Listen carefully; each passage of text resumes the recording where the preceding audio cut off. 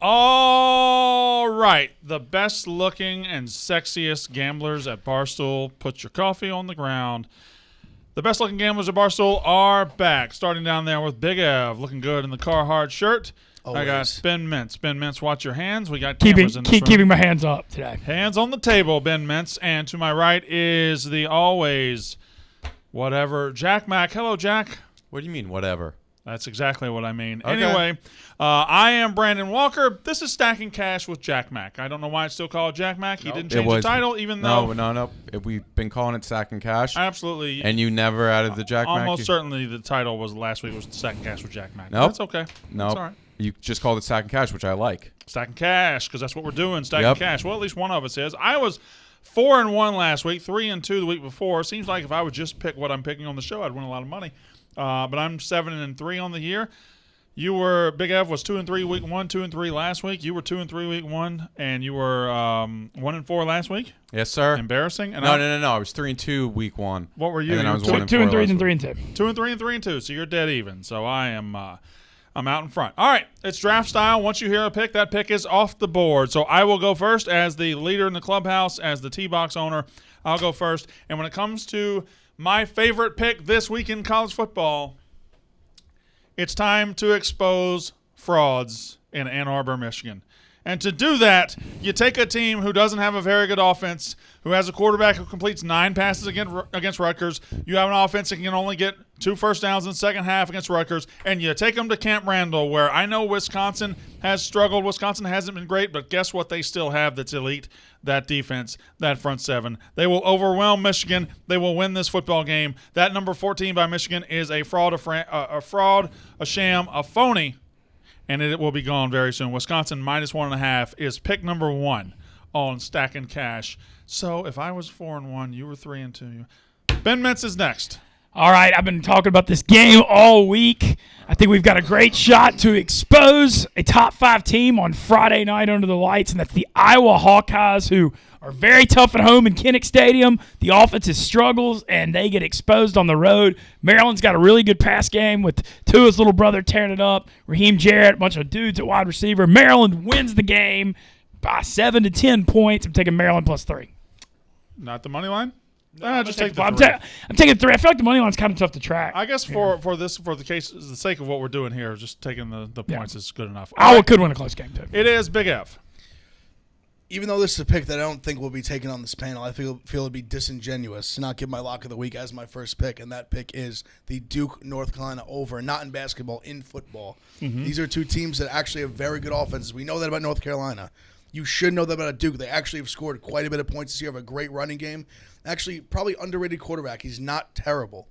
What is terrible is their defense. Their Duke's defense is horrendous. Charlotte can score on them. Kansas score on them. Everybody can score on them. This is a game that I would be surprised if Sam Howell and the North Carolina defense did not score 50 points.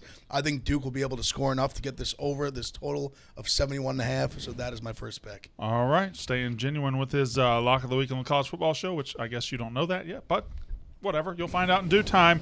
There it is. And Jack Mack 1-4 last week. Redeem yourself. We're going to Texas, and I really like this offense. I think this offense is much, much better and improved with Casey Thompson. Now, I'm a little bit on the defense, so I'm just going to take the team total over. Texas, 35.5. I think they score 42. It could be one of those that it's 45-42, though, and either or team wins. So I'm just going to stick with the team total over 35.5. We'll do it for our 35.5 for the sake of the show, because that's what's on the Barstool Sportsbook right now. I love the pivot there. If you're not sure about the defense, just bet on what you are sure about. Okay, so I will lead off round 2, and I get actually my favorite 2 picks of the week, which could be dangerous. It was between this one and the other one for my lock of the week. This one is a Kentucky team who I've been high on since the spring. I love Kentucky. Florida's good too. Florida might be a top 5-6 team in this country, but this is going to be a knockdown, drag-out war for 4 quarters. There's not 8 points difference in these teams. This will be 20-17 in the fourth. It'll be 14-10 in the fourth. It will be tight. Somebody's going to win it in the fourth quarter. Therefore, Kentucky at home, biggest game there in a long time. And they still have – remember when they beat Florida for the first time a couple years ago? Oh, yeah. They haven't beat them in Lexington. They haven't done it at home. So Since Top Gun came out. their people have not seen it. They beat them in Gainesville a couple of years ago, but they still have the home streak. Kentucky is keeping this game close. Kentucky +8 against Florida is pick number 2 for me. Ben Mintz. Pick number 2 for me. We're sticking to the home underdog theme. I think last year. You love theming your picks. Yeah, I love the home underdogs. Doesn't every week he themes his picks a different Well, theme. I was a huge sucker week 1, taking Yeah. 3 big favorites and Yeah. went 0-3. So we Last had to, week was we had- underdog. Yeah. Home underdogs are barking again this year, especially under the lights. This game I'm taking right here, wrong team is favored in South Bend, Indiana. Notre Dame's catching points. It's 1.5 now. It was 2.5. Cincinnati got away with murder at Indiana because Michael Penix gave them the game with the multiple turnovers. Notre Dame also, big edge. Marcus Freeman, defensive coordinator, knows everything about Cincinnati. Being their former defensive coordinator, knows the personnel. Notre Dame wins the game. Give me the +1.5. All right, Big F. My next pick, I'm going back to the well. That is Western Kentucky +10.5 on the road at Michigan State. Michigan State should have got exposed last week. They should have lost that football game. Western Kentucky should have won that football game at home against Indiana. This week they're going on the road. I think their passing attack is well enough to keep this game within single digits, even could cover the spread with 10. I love the passing attack. I just don't think Michigan State's very good. They should be able to run the ball. I don't think the over's a bad look here. I think they're both going to be able to score a little bit, but I love Western Kentucky catching 10.5 on the road at Michigan State. Love it, love it. That's a team that I've been profiting off of as well. Jack. For dramatic sake, I'm going to do it. Sorry, Mintzy. I'm taking Ole Miss +15.5. Don't be sorry. I like it. Okay. Seeing the faith, camaraderie. And I really think we have a close game on our hands. I think it's going to be a classic. I think Alabama may find themselves on top at the end, but that's a lot of points. And they could even be down 28 and cover that game. They could be down 28 and come back in that game. They got explosive offense. I understand there's some concerns. This is the first real defense they're facing. But again, I mean, what they did to Louisville is kind of looking a little bit more impressive. And Tulane's not bad either. So give me Ole Miss plus the points, 15.5 or so. 14.5. 14.5. Yeah. I'll put down 14.5. All right, so pick number 3. I'm tempted to do something right now, but I'm not going to do it because I want to go ahead and. There are 2 big games in the SEC this week. Well, actually, there's more than that. There's 4 big games in the SEC. But there's 2 really big games, and that's Ole Miss, Alabama, which he just touched on, and the other one is Georgia, Arkansas. And Arkansas is one of the greatest stories in college football this year. They hired a guy a couple of years ago that has been the right hire. He's got him going in the right direction. Everything's perfect, but this ain't A&M. This is a different animal. This is a defense that will rip your titties apart. This defense at Georgia, I don't see how Arkansas is scoring more than 7 or 10 points. The touchdowns against A&M were fluky as hell. They had the 85-yarder. You're not repeating that against Georgia. And then they had the weird one where the Texas A&M guy pushed the guy towards the end zone. Mm-hmm. That ain't happening against Georgia either. Arkansas is not going to be able to score very much. Georgia minus 18.5 against Arkansas. I'm thinking somewhere like 35-10. 34-13, something like that, covering the 18.5. Georgia minus 18.5 against Arkansas. It's a big number for a reason. They're not just pretending to know what's going on. It's a big number for a reason. All right, next up, kind of a theme. All of us tend to take these. When the unranked team is favored over a ranked team, that's something we all follow. Brandon, you actually already hit it in Wisconsin, Michigan.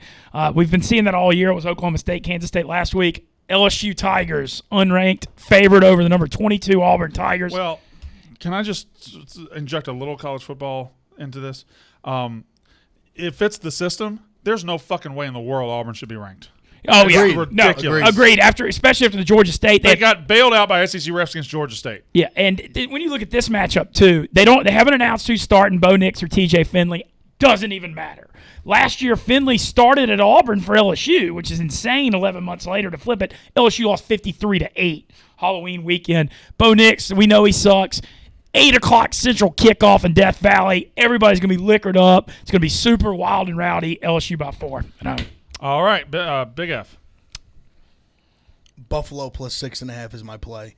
This team He just got right to it. has covered the spread at home in conference. I don't believe they haven't covered the spread at home in conference since 2017. Yeah. They lost some running back. They still have Marks. They still have, I believe, Van Treese is how you say his name, a good quarterback. This team plays extremely well at home. I think they're legitimate live dogs here to win this football game. I love them catching 6.5. Buffalo's the play.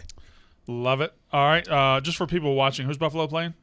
I think it's Central Michigan. Or no, Western. Western. It's Western. It's Western. Western They Michigan. haven't fallen off like people thought they would after Leopold left. All right, Leipold and Leipold. Jack. And Jarrett Patterson. Miss him, but Kevin Marks is still very, very good running back. Very explosive. I'm going with a team that I think should be favored by 10 to 12 to even 14 points. Fuck you. Yep. Everyone's overreacting. Arkansas has a great pass rush and really exposed that offensive line of Texas A&M. I don't think Mississippi State has that pass rush. Calzada will have a little bit more time back there. And I also think that if we're looking at Texas A&M's defense, their real issue is against the pass. Or not against the pass. Their strength is against the pass. And when it's against the pass, you're looking at Mississippi State. I mean, Will Rogers has been throwing the ball 60 times a game. Well, yeah, for 4 yards a pop. Yeah. So It's the no air raid. I'm going to go Texas A&M -7. And I think they win by 14, 2 scores or so. Yeah, it's hard not to agree with that. All right, trying to narrow down who I want here. I'm going to be heavy SEC this week. I've already got 2 plays in the SEC. I might fill the rest of my card out with the SEC if you guys allow me to. I'm going to take in Columbia, South Carolina. There's a team that is bad, but not as bad as you might believe. And Troy is not a terrific Troy. Troy, throughout their history, has been a really salty dog against these SEC teams. But with South Carolina, with getting their quarterback back and not having to play a Georgia, not having to play a Kentucky, who's also very good, is going to benefit South Carolina tremendously. And these first-year coaches have to cling to hope. They have to put numbers up. They have to do something against the teams they outweigh, and they have to say, well, you can hang your hat on this. Shane Beamer, these games are big for him. Coming out and winning this game, beating Troy at home by 30 means a lot. And 7 points is not enough. South Carolina -7 against Troy. And Troy lost to UL Monroe, my hometown, last week as a 24-point favorite too. So I like the logic there. That's UL Monroe's first FBS win in 18 to 20 games or so? It's been a while, but this is a big party in Monroe. Happy for the hometown. All right, my next pick is up, and he's from Monroe, Louisiana. I know. Oh, okay. Did you know their high school? Yeah. West Monroe? Yeah. It's the Rebels. Now what? I'm not from West. Anyway, nobody cares on here, but Monroe and West Monroe are different. All right. All right, because that'll get me salty. Are they the Rebels? They are the Rebels. Oh, you didn't go to West Monroe? Hell no. I got bad No, I'm from information. Monroe. There's a big difference. I had a whole presentation planned for Pick Central tomorrow. I'm glad you told me that. Yeah. But West Monroe. You went to Monroe? I went to St. Fred's Catholic School in Monroe. What's their mascot? Warriors. The Warriors. Okay, well, that's okay. That's okay. The Warriors. But West Monroe actually has 3 NFL players. But anyway, all right, my next pick is up. I've got a couple choices. But every year, this matchup, TCU always gives Texas so much hell. I mean, they always win this game or fight them.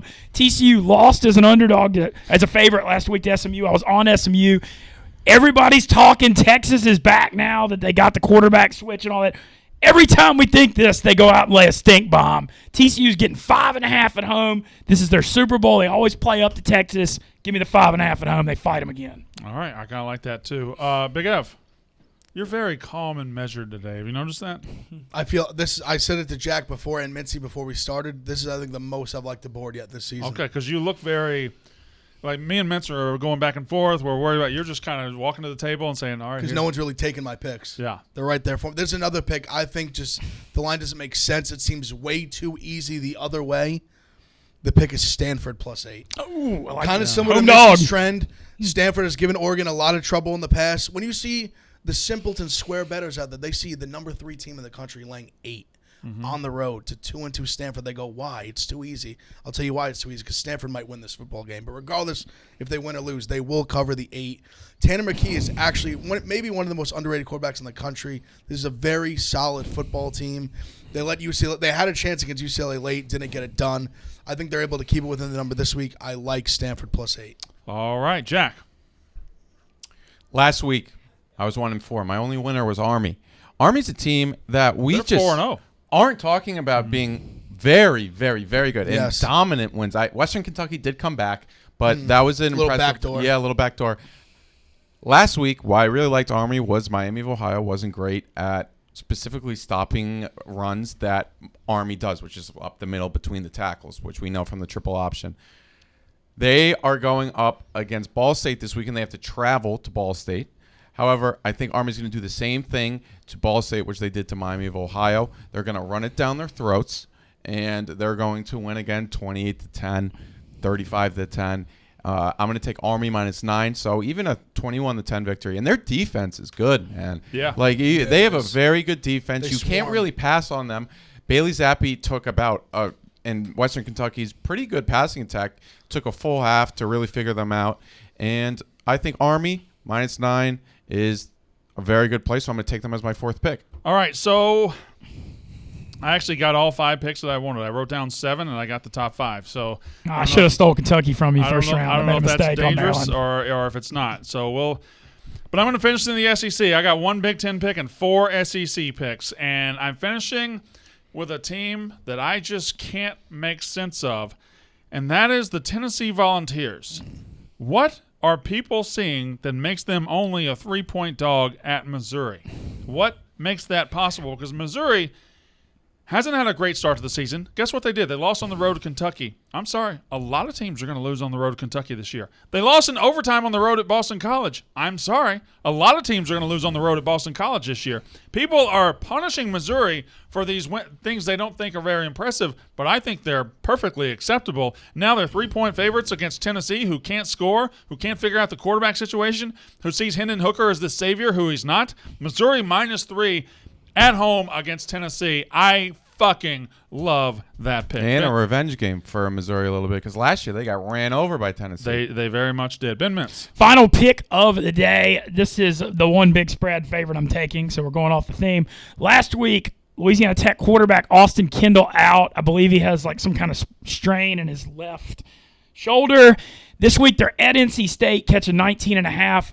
They're going to hold him out again, I predict, and this is a scheduled loss to save him for conference and Conference USA. They pulled out a 24-17 win, but the offense struggled without him. Aaron Allen, the backup, can't throw. He can only run.